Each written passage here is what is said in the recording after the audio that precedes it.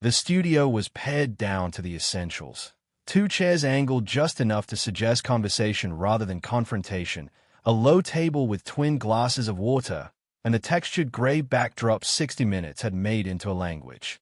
Under the lights, dust hung like a barely visible question. The crew moved with that hushed efficiency of people who understand silence is not empty, it's loaded.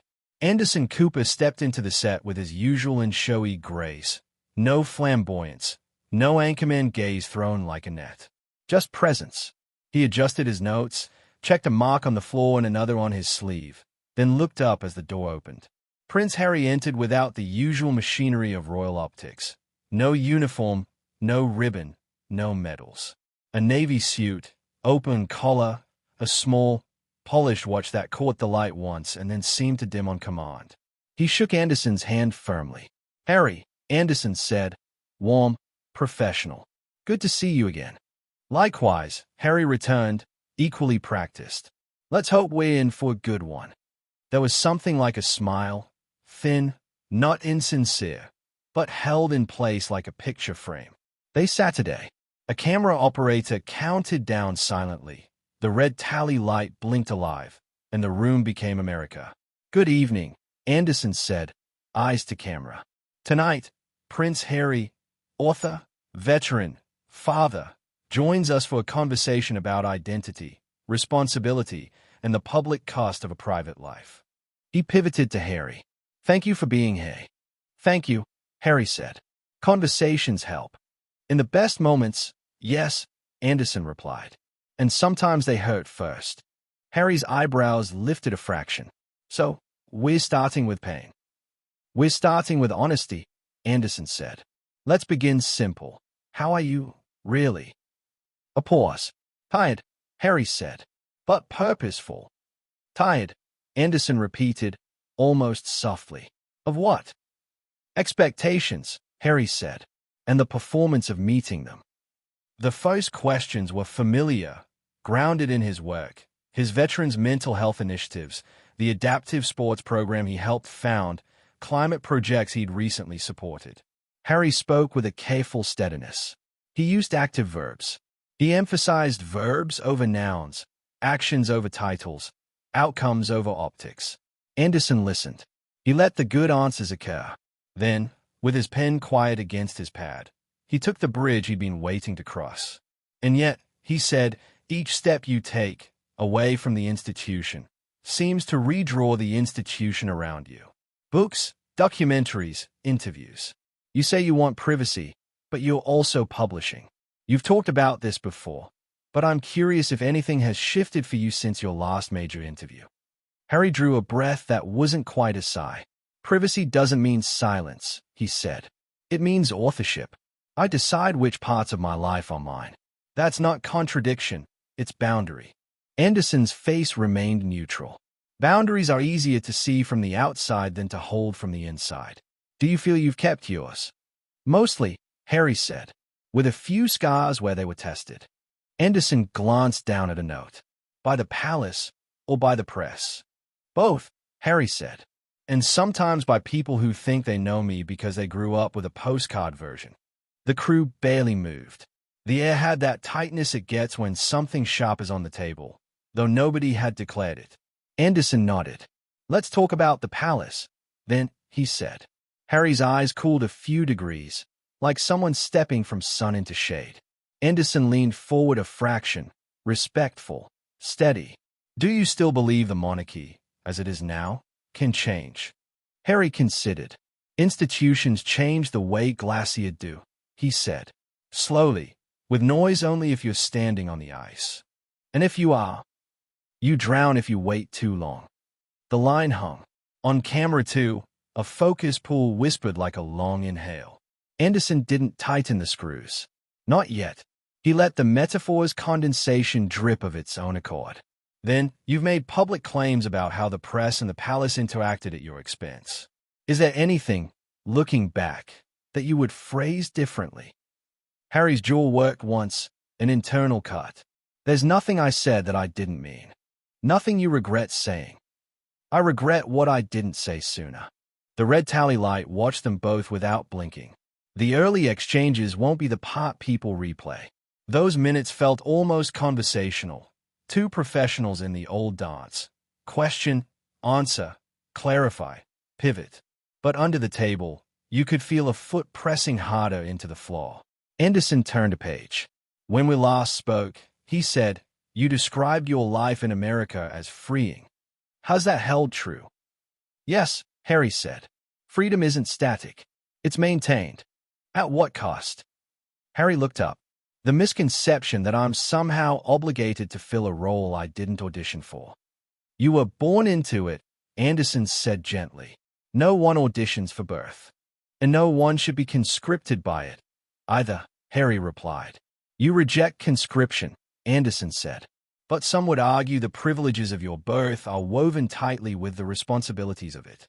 I accept responsibility, Harry said. I reject indenture. There was a slight sound from the shadows, fabric whispering as a producer shifted her weight. Anderson didn't look away. Let's talk about responsibility, he said. After your memoir, there were people who read it as an act of accountability. Others saw scores being settled. What did you see? Both, Harry said. To be clear, my goal wasn't vengeance. It was context. But context can wound, Anderson said. When the context is also family. The wound existed long before my book, Harry said. My writing didn't create pain. It refused to keep a secret about it. Anderson's pen tapped once. He let the sound die. Your father, he said, measured. Have there been private steps toward reconciliation our cameras haven't seen? Harry inhaled, then exhaled through a word he didn't speak. Conversations, he said finally. Starts and stops. Progress. Not enough to describe. Because of the institution Anderson offered, or the people in it. Both, Harry said again. But one wears the other like a mask. Who's behind which mask, in your view? I'm not going to name and shame tonight, Harry said. I'm also not going to pretend there aren't names. Anderson nodded. Fair enough. He didn't write anything. He looked at Harry. Your mother, he said. The air shifted. Even the light felt different, as if memory has a color. You've resisted being measured against her, Anderson said. But you've also described feeling guided by what she endured. You said she taught you to see through spectacle. What would she think of the spectacle around you now?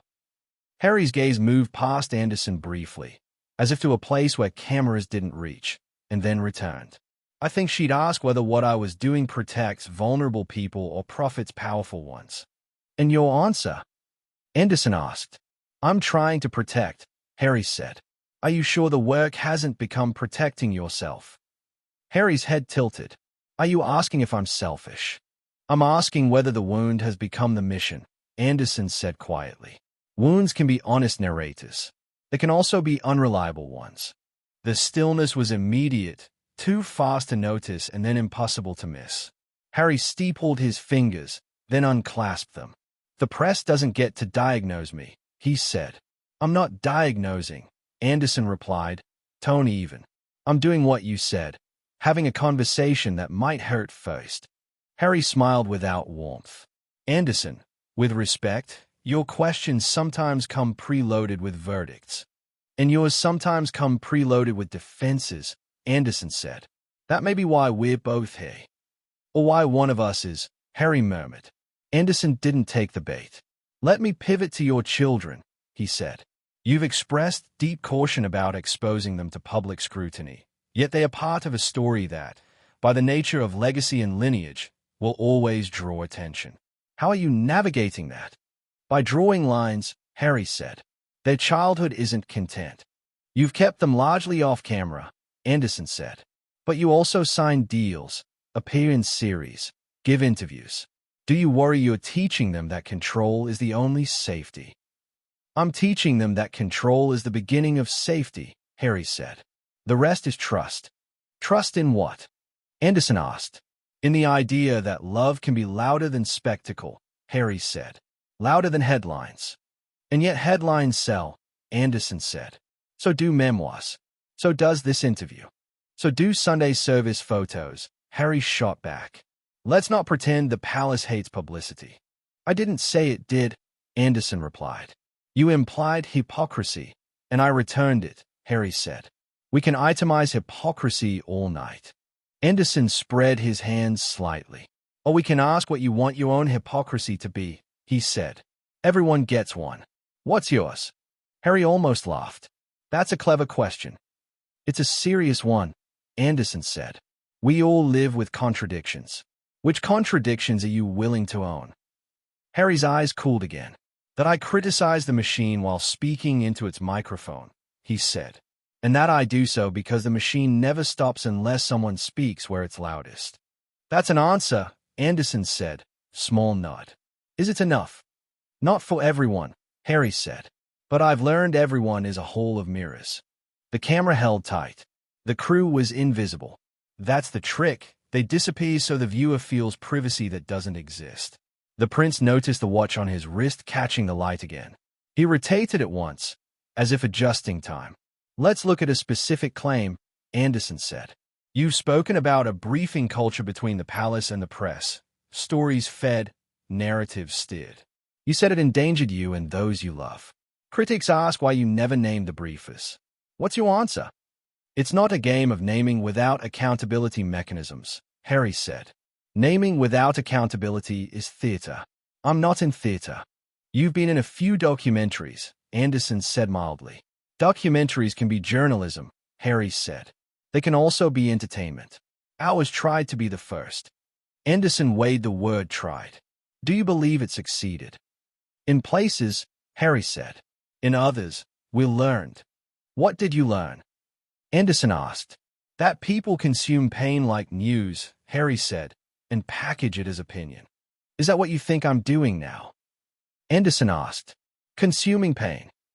I think you asking questions you know will sell, Harry replied. I think I'm asking questions that matter, Anderson said. Sometimes those are the same questions. A chord somewhere clicked, coil memory unrolling its length. The set swallowed the sound. Anderson's tones softened, and with it, sharpened. Harry, he said, I want to ask you something I debated asking. Not because it's salacious, because it's fundamental. Go on, Harry said. He said it in the way scuba divers say okay before descending. Do you believe, Anderson asked, that you've begun to mistake visibility for impact? Harry sat very still. Explain. You measure success, understandably, in how many people you reach, how often you can tell your story before it's told for you, Anderson said. But does reach equal repair? Or have you become the most visible advocate for a cause that requires quieter work? Quiet work is happening, Harry said.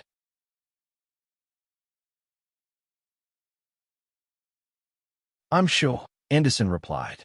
But there's a gravitational pull here. Visibility is addictive. It can feel like progress even when it's only momentum. Harry's lips compressed. I didn't ask to be visible. No child asks, Anderson said. But adults choose. Harry leaned back. And what would you have me do? Anderson. Never speak. Watch as papers invent my children's lives. Pretend neutrality while my wife is dehumanized. Is that your prescription? I'm not prescribing, Anderson said. I'm diagnosing a risk. You could become defined by what you resist instead of what you build. I am building, Harry said, louder now. Programs, partnerships, funds that actually deliver. And that's what I was asking about, Anderson said, cutting gently across the decibel. What are the measurable outcomes? Not press releases. Numbers. Harry blinked. The pivot from wound to spreadsheet is where interviews find truth. He named figures, scholarships, therapy hours funded, clinics added to a rural network, job placements for former service members. He had the receipts. Anderson listened. He nodded. That's useful, he said, and I mean that sincerely. So we agree I'm not just telling a story for cameras, Harry said. We agree you're not only telling a story, Anderson said. We don't yet agree on the ratio. Harry set his glass down a little too firmly. With respect, you're not inside the work. You see the outputs will let you see. That's the point of boundaries. And I see a man who still carries trauma like a lantern, Anderson said, quiet. It lights the way, but it also throws long shadows. The room felt suddenly colder. Harry's gaze sharpened. Careful, he said. With my words? Anderson asked. With the implication, Harry said. Trauma isn't a prop. You of all people know that. I do, Anderson said. That's why I asked whether the lantern has become heavy. Harry shrugged once, like someone rolling off a memory. Heavy is fine, he said. I carried worse. There is always a pivot you can feel coming but can't see. This one arrived without flourish. Megan, Anderson said. The name sat there, not as a provocation, but as a fact. Harry's shoulders tightened and then he eased them manually, an athlete resetting posture. You've spoken about your wife as a partner, not a symbol, Anderson said. You've said she saved you. Do you still stand by that? Yes. Saved you from what? From a gradual erasure of self, Harry said. From a life built to look meaningful, not be meaningful. Some say your marriage was the wedge that split you from your family, Anderson said. Some prefer fairy tales where a prince only brings home a bride the kingdom approves, Harry replied. I married a person, not a press release. Do you think, honest question, that your resentment toward the press has bled into your view of people who simply disagree with you? Anderson asked, Is every critic a tabloid to you? No, Harry said. Just the ones paid to be. And me? Anderson asked. Harry held his eyes. Ask your producers. The edge was there now, unmistakable. Anderson did not smile. I will, he said. But while you're here, I'm asking you. You're persistent, Harry said. It's in the job description, Anderson replied. The job description is the problem, Harry said. There's a belief that my life is public property. That belief hurt my wife. It endangered her. I've never defended cruelty, Anderson said. My question is whether your response sometimes treats legitimate inquiry as cruelty, too. Legitimate inquiry does not bait, Harry said. It interrogates systems. That's what this is, Anderson said. An interrogation of systems, and of how you move through them. I move through them by refusing to play by rules that broke people I love, Harry said, voice low. If that looks like arrogance, maybe you've confused certainty with ego. And maybe you've confused injury with immunity, Anderson said, in exactly the same tone. The silence afterward felt like the moment before glass tips. Harry's face went still. Explain. You often position yourself as the exception, because of what you've endured, Anderson said. The rules don't apply. You don't owe the things other public figures owe. Clarity, humility, even concessions sometimes. You say you've earned your defiance. But earned defiance can become entitlement if it never submits to a test. So this is a test? Harry asked. It's a conversation, Anderson said. Which is a kind of test. Harry gave a small, incredulous laugh. A televised exam graded by people who think they own my mother's memory. And there it was, unsheathed. Anderson's next words were careful enough to cut. Your mother's memory is not owned by anyone, he said. It's shared. By you. By your brother. By people who stood on sidewalks and grieve with flowers in their hands. That doesn't give them the right to define you. But it does mean her legacy is bigger than your pain. Harry's stare hardened. Don't leverage her to discipline me. I'm not, Anderson said. I'm asking whether she would recognize the person you are becoming, and whether the person you're becoming is the one you want your children to remember. Harry leaned forward, elbows on knees, voice low and dangerously calm. Anderson, I'll say this once. Do not put words in my mother's mouth. And do not suggest that my grief has manufactured the man I am, as though I'm some artifact of trauma, not a human being making decisions. I didn't say manufactured, Anderson answered. I said shaped. Harry's hands opened, then closed. Then say shaped by all of it, he said. By love, by service, by actual work that doesn't need cameras. And say shaped by anger, too, Anderson said. Because without naming that, the picture is dishonest. Harry's reply was a quiet blade. Is that your professional medical opinion? No, Anderson said.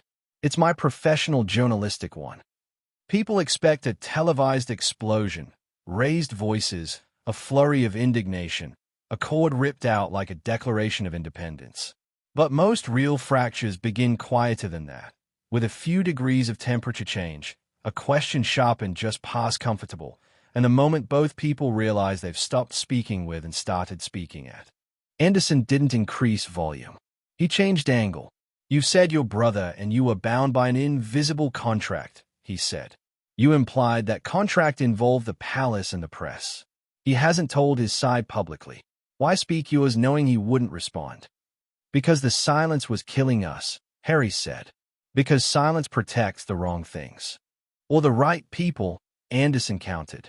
Harry shook his head once. "Silence protected the powerful. It never protected the vulnerable." "Do you consider yourself vulnerable?" Anderson asked. "My family was," Harry said. "My wife was." "And your brother?" Anderson asked. "Is he powerful or vulnerable in that equation?" Harry's jaw tightened. "He's my brother." "That's not an answer," Anderson said. "It's the only one you're getting," Harry replied. Anderson took that. He set it down like a stone and moved around it. "You served in combat," he said. "You've spoken honestly about killing enemy combatants. Some veterans criticized you for making those numbers public, saying it compromised your brothers in arms, even made you a target. Do you regret that passage?" Harry's eyes didn't shift. "I regret that candor has a price higher than some can tolerate," he said. "But I won't lie for their comfort." "Candor without context can be dangerous," Anderson said. "Context was there," Harry countered. "People chose a headline." "People choose headlines," Anderson said. "We do, too. You did, with your book's publicity." Harry's laugh had no mirth in it. "Oh, now it's my marketing team's fault." "I'm talking about consequence," Anderson said. "You talk about control as survival. Do you recognize where your control becomes someone else's consequence?" Harry sat back. "Anderson, I'm not a minister. I'm not a prime minister. I'm a man trying to protect his family from a machine that eats its young. If you want perfect accountability, begin with the institutions that train the public to believe people like me are plot lines." "I am beginning with the person in the chair," Anderson said. "And that," Harry replied, "is precisely the problem." The camera drifted tighter on Harry's face.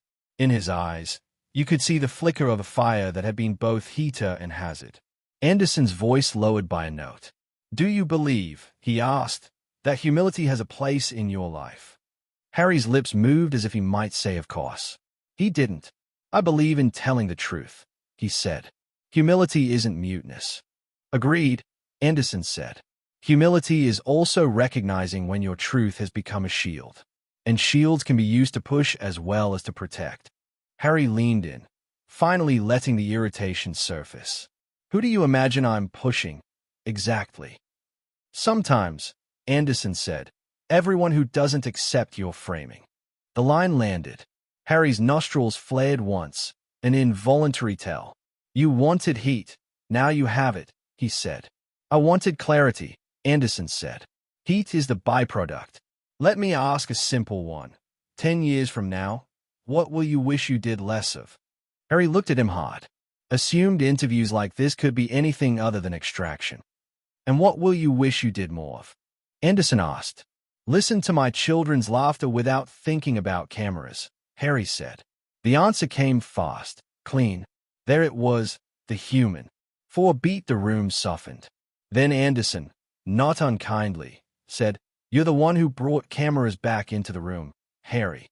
When the cut arrives, the place where dignity strains and narrative tries to hold, there's always an antecedent sentence you can point to later.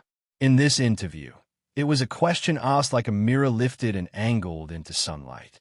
"Harry," Anderson said, "do you think you've begun to like the fight?" Harry blinked. "Meaning?"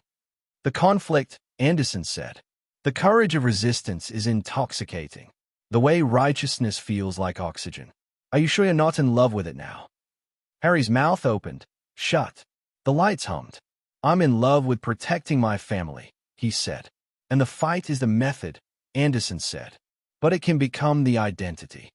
"Only if you never put anything down," Harry replied. "I put it down every night when I kiss my children goodnight. And pick it back up every morning," Anderson said. "That's called responsibility," Harry answered. "It's also called compulsion," Anderson said, almost gently. Harry's face changed. Who are you to judge compulsion? He asked, a sliver of disdain entering the words. Your network compels conflict for breakfast. And I've critiqued that publicly, Anderson said. But this isn't about the network. It's about you. You say you want to build. Show me the blueprints that don't require an enemy. Harry pointed to the programs he'd named earlier, to the measurable outcomes, to the boring, vital line items that no camera loved. Anderson nodded, took them seriously. Then, do you see how frequently you have to prove the absence of grievance? He asked. That's the gravitational field I mean. It pulls. And it pulls you back to the palace even when you try to walk away. Harry's hands were still now. The stillness was louder than movement. Anderson, he said, this was supposed to be about the future. It is, Anderson said. I'm asking what you'll be when the fight is done. The fight is never done, Harry said, almost reflex. Exactly, Anderson said. That's the danger. Harry sat up straighter. The cordial mask slid a fraction. Here's what I think is dangerous, he said. Anchors who mistake composure for moral authority. Interviewers who believe a calm voice equals truth. You ask whether I love the fight because you prefer your rebels polite. I prefer my interviewers honest about their appetite for spectacle. My appetite is for answers, Anderson said. Your appetite is for moments, Harry said. For walkouts. For viral clips. For that cut to black you love. A producer in the dark stopped breathing. Anderson didn't blink. If you walk out, he said quietly, that will be your choice. Not mine. The quiet held. Then ask the last question, Harry said. All right, Anderson said. He didn't consult his notes. When your children watch this one day, what do you want them to learn about courage from it? Harry stared at him for a long second. That courage is choosing some rooms to leave, he said. And also some to stay in, Anderson said. Harry stood. The microphone cable tugged at his jacket and then came free in his hand. He placed the lavalier gently on the table, not slammed, dignity guarding pride with ceremony. He looked at Anderson. I won't be defined in a room that rewards me most when I bleed, he said. Anderson nodded once. You're not bleeding, he said. You're choosing. Exactly, Harry said. He turned, took 3 steps, paused at the edge of the light. Then he looked over his shoulder. Tell them, he said, I answered the only question that matters. He left. For a long beat, Anderson didn't move. The cameras didn't either. The room hummed with the clarity you get after lightning. Everything lit from inside, briefly, then dimmed. He turned to the primary lens. Sometimes, he said, the person you came to meet leaves before the conversation does. He let that sentence sit, felt its edges, placed it down. Tonight, he went on, Prince Harry spoke honestly about boundaries, harm, and responsibility. He defended his family, as he should. He pressed back on the press, as he has. He also faced questions about accountability, about visibility and its gravity, about what happens when a wound becomes a direction. He didn't gloat. He didn't peacock. He did what the show has always done at its best. Took the heat and converted it into light. Our job is not to close anyone's story, Anderson said. It's to hold a window open long enough for people to look in, and for the person inside to look out. Tonight, the window closed early. The reasons for that are part of the story. He shifted his gaze the way you do when you address not just the millions but some quiet part of yourself. If you watched hoping for a fight, he said, you saw one man choose peace on his own terms. If you watched hoping for answers, you got some, and you didn't get others. That's the nature of interviews. It's also the nature of being human under a microscope. He glanced at the empty chair, then back to camera. To the viewers, he said, thank you for staying. We'll be right back. The tally light blinked out. The room exhaled. Someone in the dark muttered cut. A sound tech reached for the microphone on the table and hesitated, as if it were warm. Anderson stood slowly. He didn't speak for a moment. He looked at the chair, then at the doorway beyond the edge of set. He rubbed the bridge of his nose and smiled the tired smile of a man who has spent a lifetime asking questions nobody fully answers.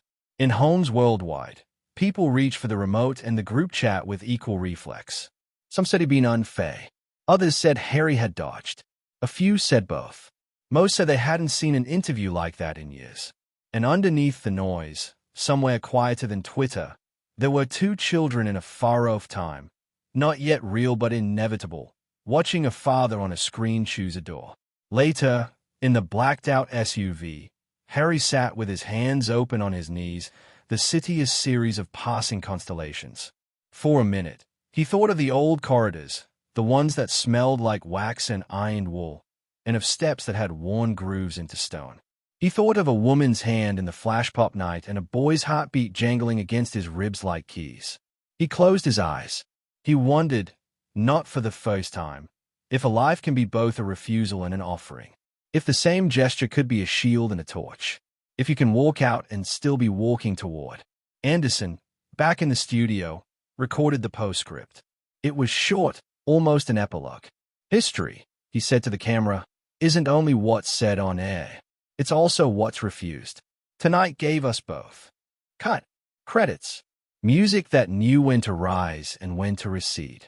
Outside, night did what night always does, swallowed the argument and gave the city back its hum. People tweeted and texted. Producers drafted promos. Columnists sharpened their adjectives into rare knives. A royal car sliced through traffic. A journalist tied his tie exactly the same way he had before the interview began. The studio's gray backdrop was rolled into its corner. The two chairs were carried, one in each hand, down a corridor where echoes pooled like water. And because the world is round and memory is stubborn, the story kept rolling in living rooms and headphones and comment sections. Only two people knew, truly, how the air felt in that room when the question met the answer and neither would yield. The rest of us had the clip, the exquisite, terrible artifact of a conversation that refused to end neatly. In another house, far from bright squares of glass, a child laughed. It was unremarkable laughter, the kind that melts roofs made of anxiety. It rolled down a hallway, found a father, and made a measurable difference in a life that would not be measured tonight.